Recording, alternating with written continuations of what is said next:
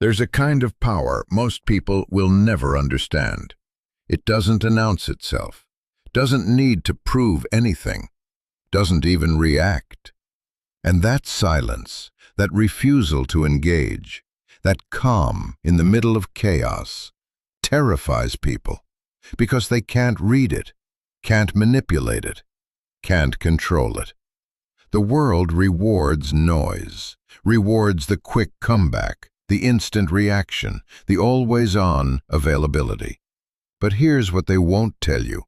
The moment you stop responding to everything is the moment you become dangerous.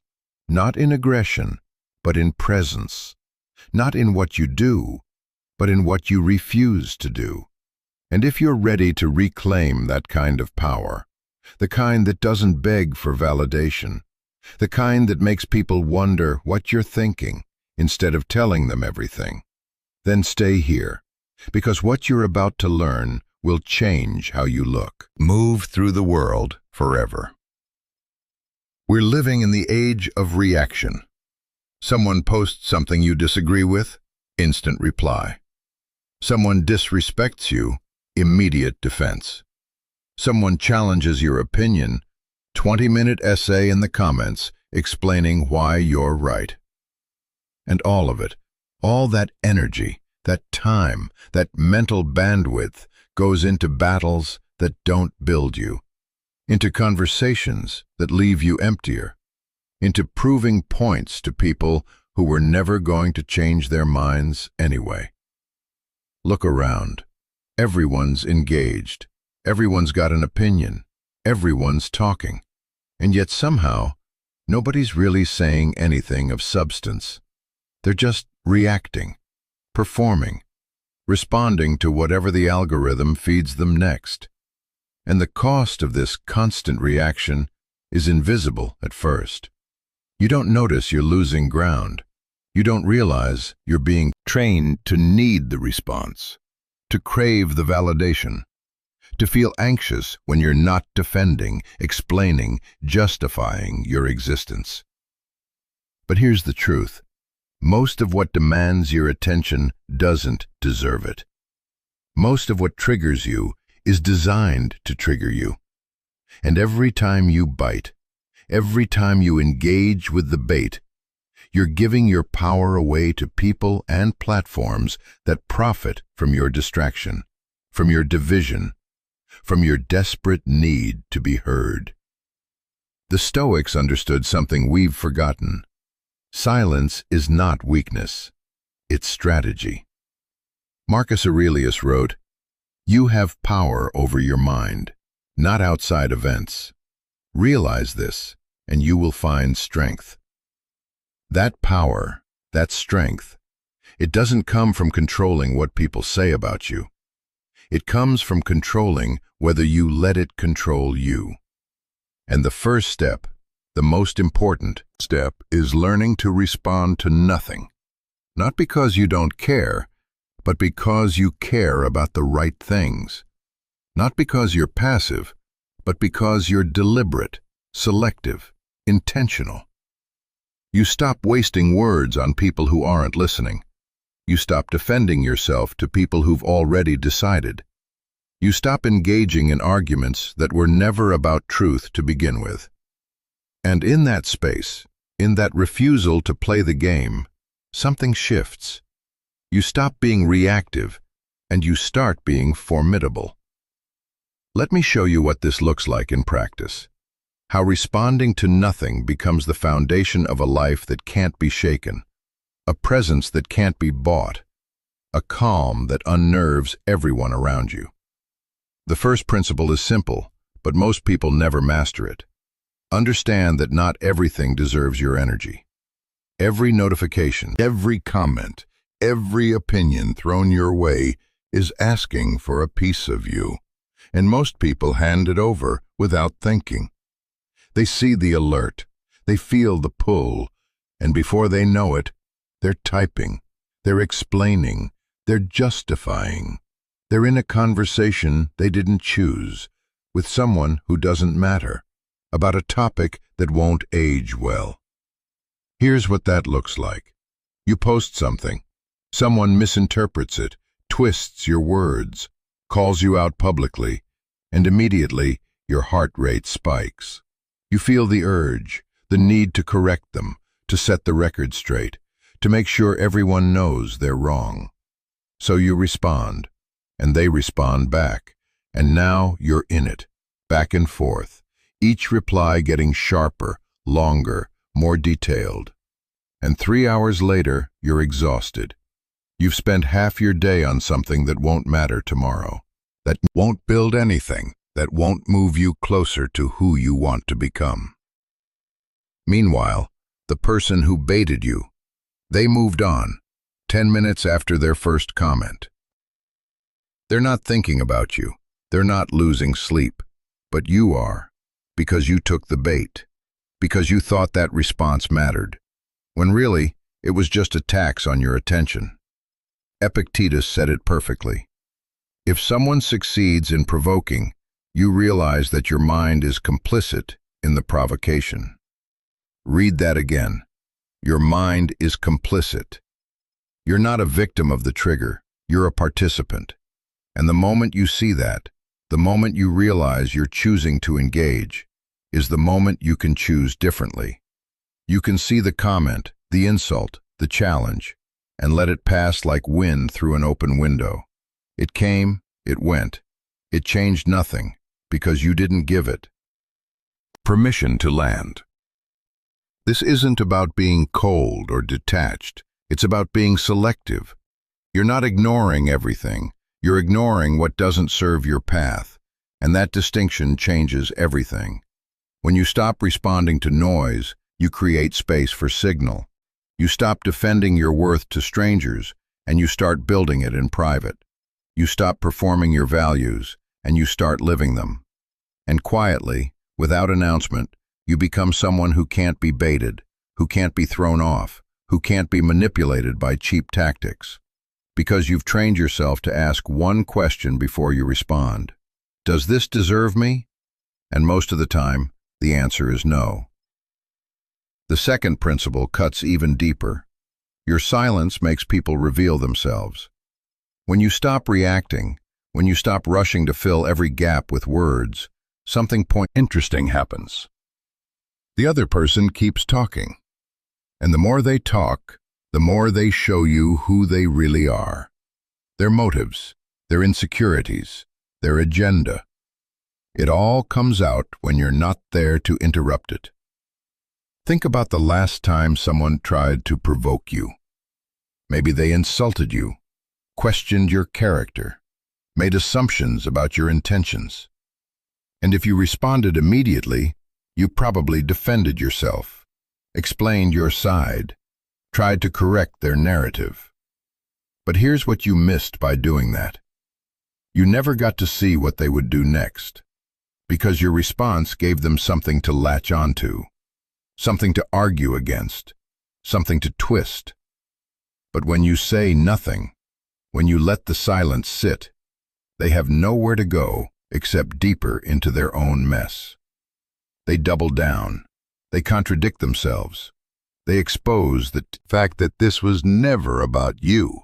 It was about them, their pain, their projection, their need for control. Silence is a mirror, and most people can't handle what it reflects back at them. That's why they keep talking. They keep pushing. They keep trying to get a reaction. Because your calm, your refusal to engage, threatens the story they've built about you. Seneca once wrote, "We suffer more often in imagination than in reality." And when you refuse to respond, you force people to sit with their own imagination, with their own assumptions, and eventually, if you stay quiet long enough, they realize how much of their anger, their frustration, their aggression was about something else entirely. This works in every context, in relationships. When someone picks a fight and you don't take the bait, they either calm down and admit what's really bothering them, or they reveal that the fight was never about the issue. It was about control at work. When someone tries to undermine you publicly and you don't scramble to defend yourself, you let your work speak. You let time reveal the truth, and the person who tried to shake you ends up shaking themselves, because their attack had no foundation. Even in casual social settings, when someone makes a passive-aggressive comment, trying to get under your skin, and you just smile and move on, the discomfort stays with them, not you, because they didn't get the reaction they wanted. They didn't get to see you flustered, defensive, small. And that lack of reaction, that refusal to play, becomes its own kind of power. You're not giving them content, you're not giving them ammunition, you're not giving them anything. And that nothingness, that void, is more destabilizing than any comeback you could craft, because it forces them to confront the emptiness of their own provocation. Most people are terrified of silence, because silence demands honesty. When there's no noise to hide behind, when there's no back and forth to distract from the truth, you have to face what's real. And a lot of people aren't ready for that. So they keep talking, they keep pushing, they keep trying to pull you into the chaos. But you've learned to stay still, to observe, to let them unravel while you remain whole. And that's not cruelty, that's clarity. You're not punishing them with your silence, you're protecting yourself with it. And in doing so, you're seeing them clearly, maybe for the first time. Because when people don't get the reaction they expect, they stop performing, and you get to see who they actually are beneath the mask, beneath the manipulation, beneath the need to control the narrative. And sometimes what you see is worth keeping. Sometimes the silence clears the air and the relationship deepens. But sometimes what you see is proof that this person was never aligned with your path, and your silence just saved you years of wasted energy trying to fix something that was always broken. Either way, you win, because you didn't react. You responded with nothing, and nothing revealed everything. The third principle is the one that separates the disciplined from the distracted. Not responding protects your mental real estate. Your mind is not a public forum. It's not a comment section. It's not a place where everyone gets a vote. And yet most people treat it that way. They let every opinion, every critique, every random thought from a stranger set up camp in their head. And before long, there's no room left for their own voice, their own vision, their own clarity. Because they've rented out space to people who don't pay and don't leave. Here's the reality. Every time you respond to something trivial, you're inviting it deeper into your psyche. You're giving it residency. You're saying, this matters enough for me to think about, to craft a response to invest emotional energy in. And once you do that, it's not just the response that costs you. It's the hours after, when you replay the conversation, when you think of better things you could have said, when you wonder if you came across the right way, when you check to see if they responded back. All of that is mental real estate, and you just gave it away for free to someone who probably forgot about the exchange 5 minutes later. The disciplined man guards his mind like a fortress. He doesn't let just anyone in. He doesn't let every passing thought, every stray comment, every piece of criticism set up shop in his head. Because he knows that attention is finite, and wherever attention goes, energy flows. If you're thinking about the argument, you're not thinking about your goals. If you're replaying the insult, you're not planning your next move. If you're defending yourself in your head to people who aren't even there, you're not building the life you said you wanted. Your mind becomes the battlefield, and you lose. Not because you weren't smart enough or strong enough, but because you were distracted. Carl Jung said, "Until you make the unconscious conscious, it will direct your life, and you will call it fate." And part of making the unconscious conscious is recognizing when you're letting other people's voices drown out your own, when you stop responding to everything. You take back that space. You evict the noise. You clear the clutter. And suddenly, you can hear yourself think again. You can hear what you actually want, what you actually believe, what actually matters to you.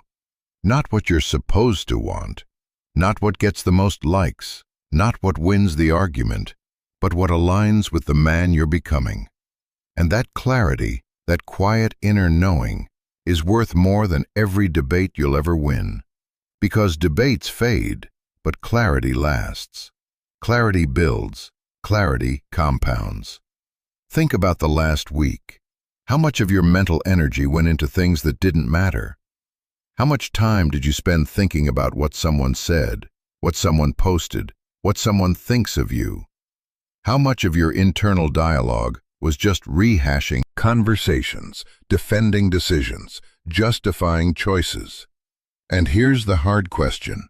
What could you have built with that energy if you had kept it for yourself? Maybe you would have finished that project. Maybe you would have had a breakthrough. Maybe you would have just felt lighter, more present, more alive. But you'll never know, because you gave that energy away.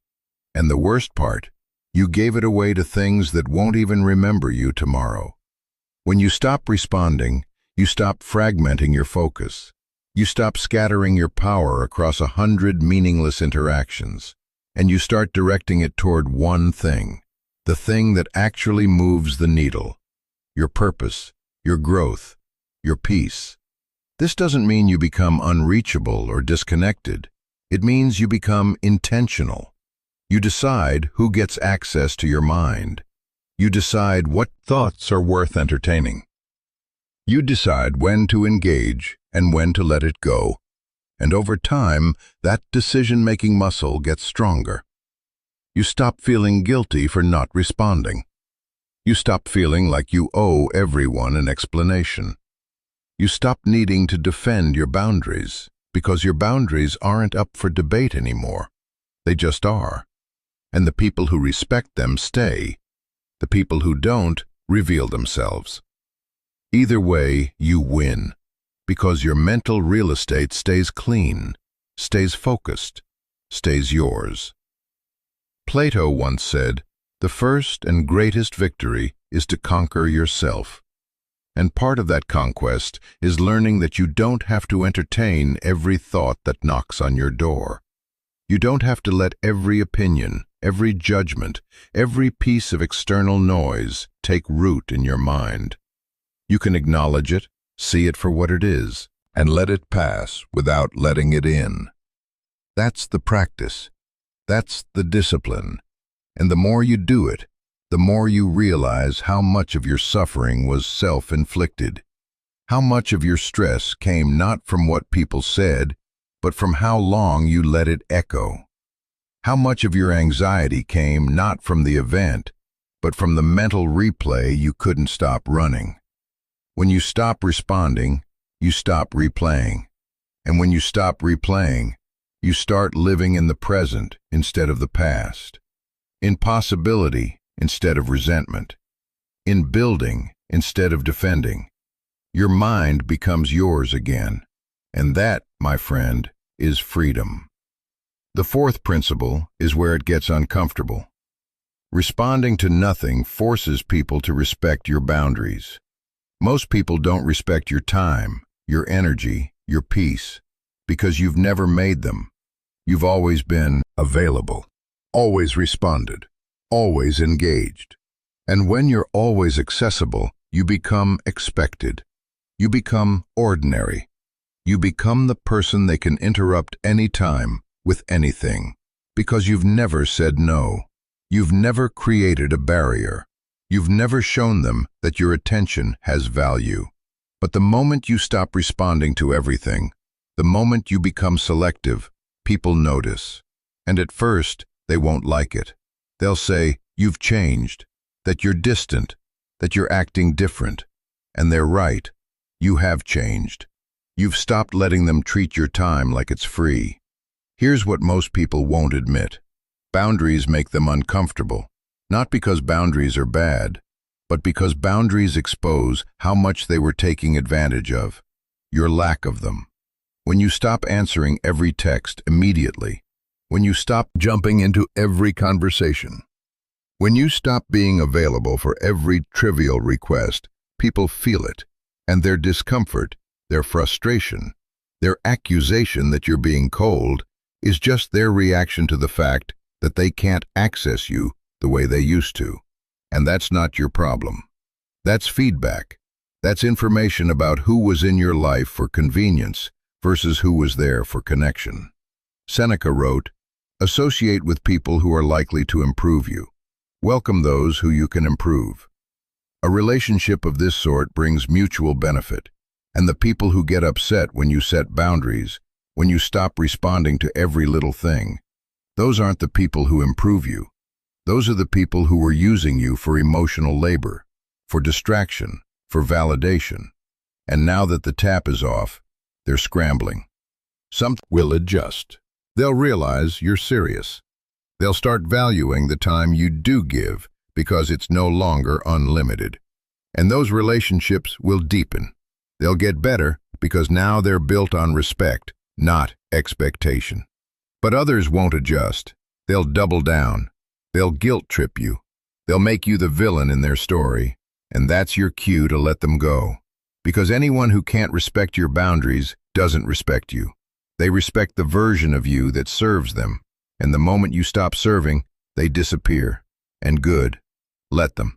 Because every person you remove who doesn't honor your peace makes room for someone who will. This applies everywhere. At work, when you stop responding to emails at 11 p.m., people learn that your evenings are off limits. In relationships, when you stop engaging with drama, people learn that you're not the emotional dumping ground anymore with family. When you stop explaining every decision, people learn that your life is yours to live, not theirs to approve. And yes, there will be pushback.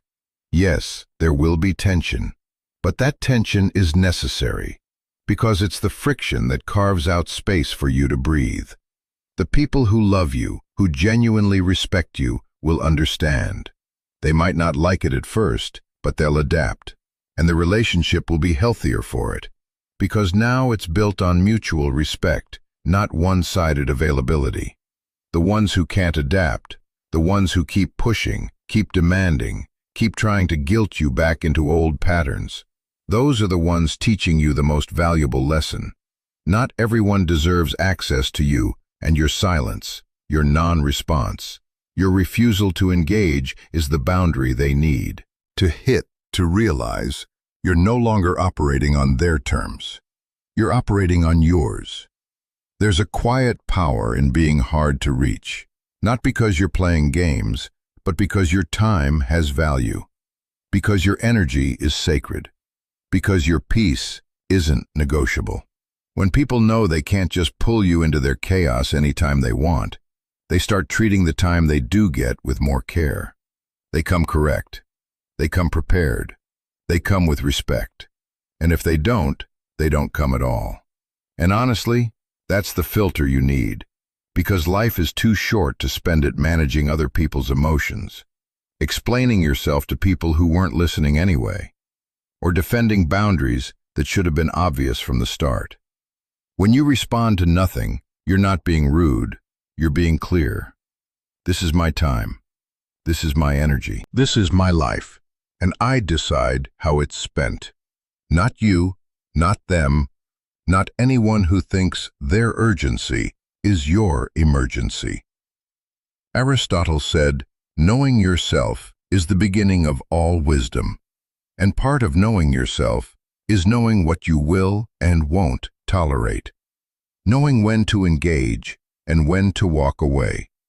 Knowing that no is a complete sentence and doesn't require a follow-up explanation.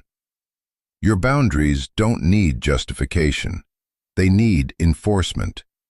And the enforcement is simple. You stop responding. You stop explaining. You stop negotiating. And you let your actions speak. People will test you. They'll push. They'll see if you really mean it. And when you don't budge, when you stay consistent, when your no stays no, they'll either respect it or remove themselves. And either outcome is a win for you, because you've reclaimed your sovereignty. You've taken back control. You've shown the world, and more importantly yourself, that you're no longer available for things that don't align. And that alignment, that integrity, that's what builds unshakable confidence. Not in what you say, but in what you refuse to tolerate.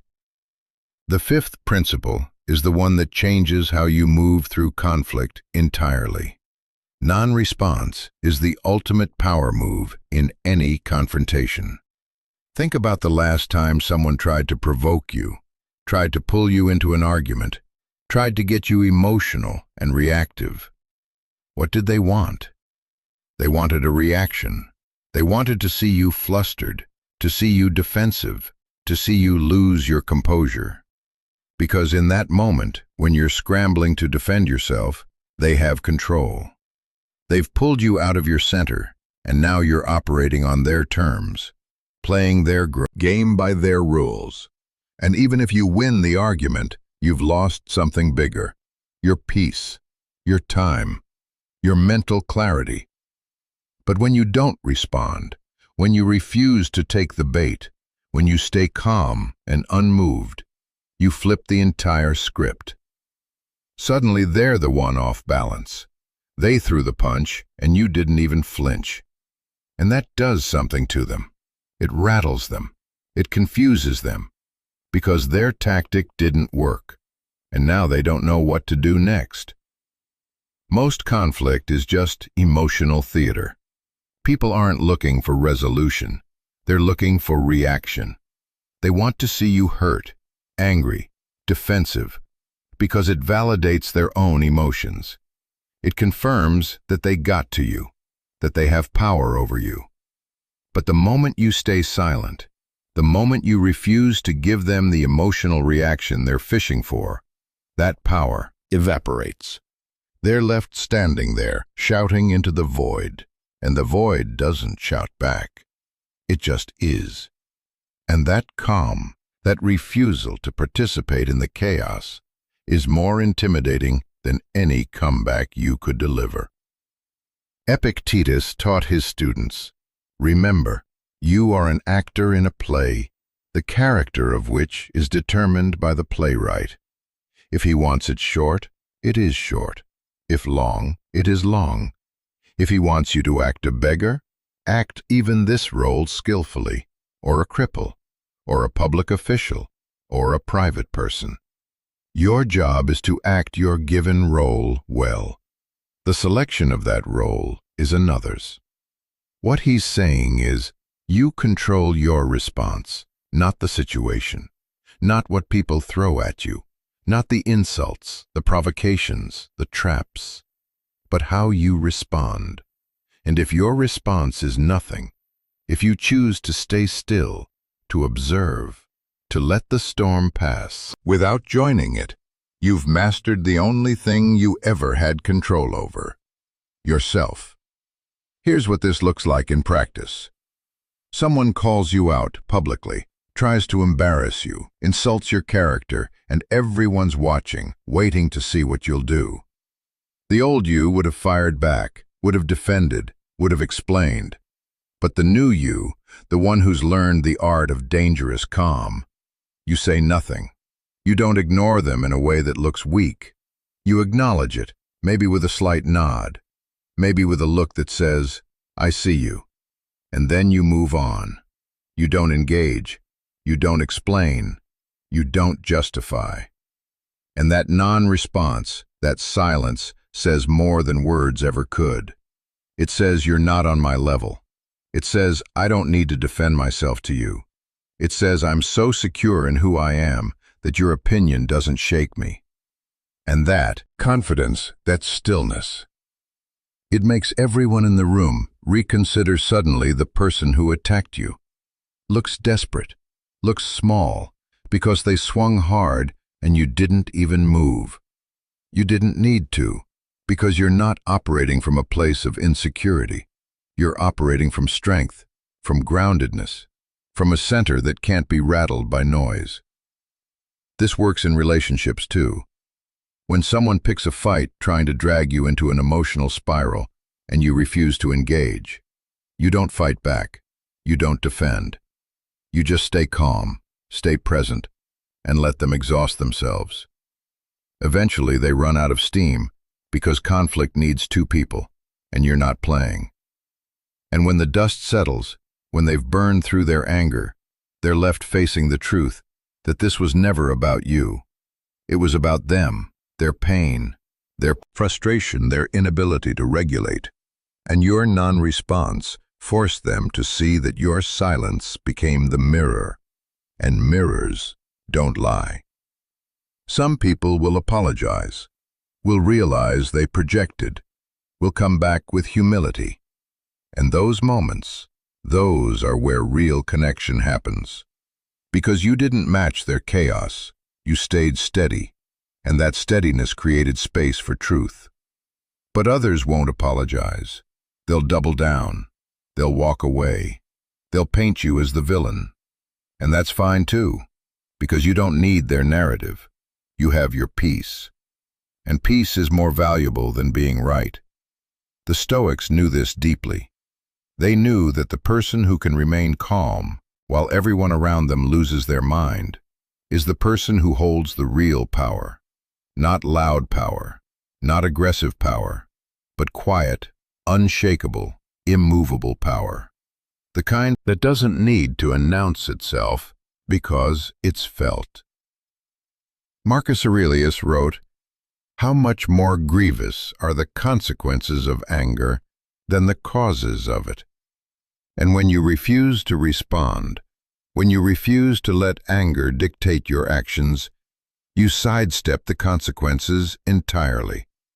You don't say things you'll regret. You don't burn bridges. You don't give people ammunition. You stay clean, stay clear, stay in control. And that control, that discipline to hold the line, when everything in you wants to react, that's what builds character. That's what earns respect. Not from everyone, but from the people who matter. From yourself, most of all. Because every time you choose calm over chaos, silence over reaction, stillness over retaliation, you're proving to yourself that you're not a slave to your emotions, that you're not controlled by what people say or do, that you're free, and that freedom, that sovereignty, is the foundation of everything else. Next time someone tries to pull you into their storm, remember this: your silence is not weakness, it's dominance. It's the refusal to be controlled. It's the quiet statement that says, I decide when and how I engage, not you. And that decision, that power to choose, is the only power that truly matters. The sixth principle brings it all together. Responding to nothing creates space for what actually matters.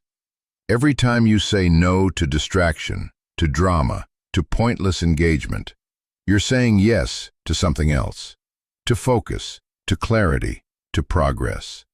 Your life is not infinite, your energy is not unlimited, and every minute you spend reacting to things that don't build you is a minute you'll never get back. The disciplined understand this. They know that. Attention is currency, and they spend it carefully.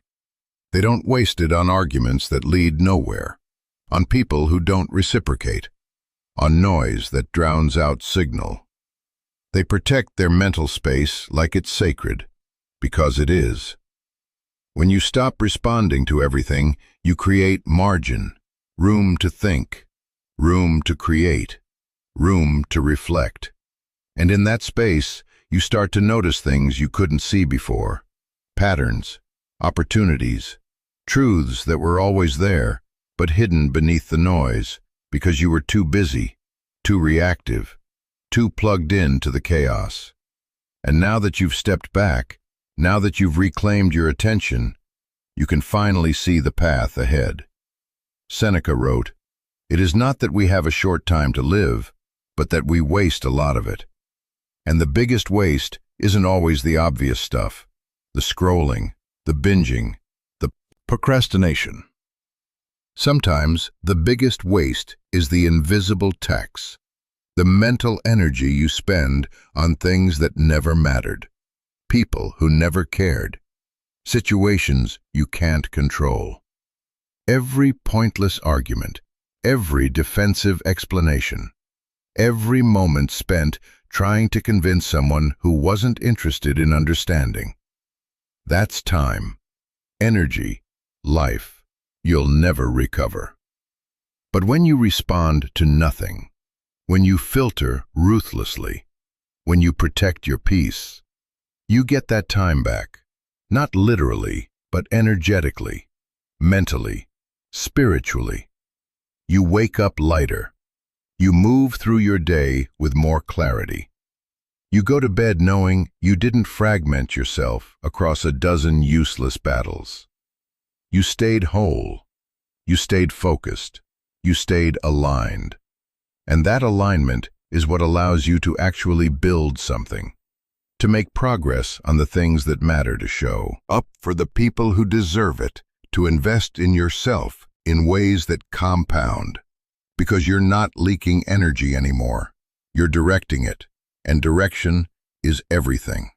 Momentum without direction is just chaos. But when you combine momentum with intentionality, with selectivity, with the discipline to say no to everything that doesn't serve your path, that's when transformation happens. That's when you stop spinning your wheels and start gaining ground.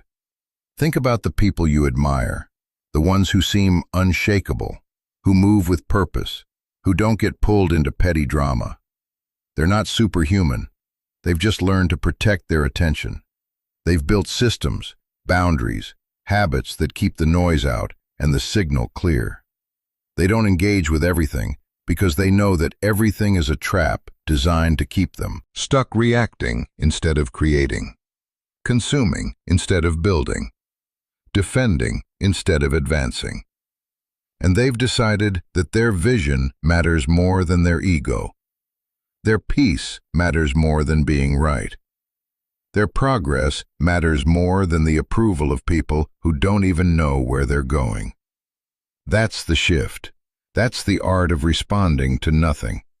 It's not cold. It's not detached. It's strategic. It's intentional.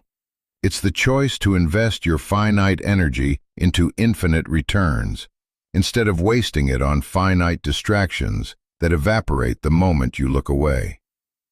Carl Jung said, "The privilege of a lifetime is to become who you truly are." But how can you become who you are when you're constantly shaped by reactions, by what people say, by what people think, by the need to defend, explain, justify? You can't. You stay stuck in a loop of external validation, forever performing, forever proving, forever exhausting yourself for people who wouldn't notice if you disappeared. But when you stop responding, when you turn inward, when you protect your energy, you create the conditions for transformation, for self-discovery, for growth. You stop being a reflection of everyone else's expectations, and you start becoming the person you were meant to be.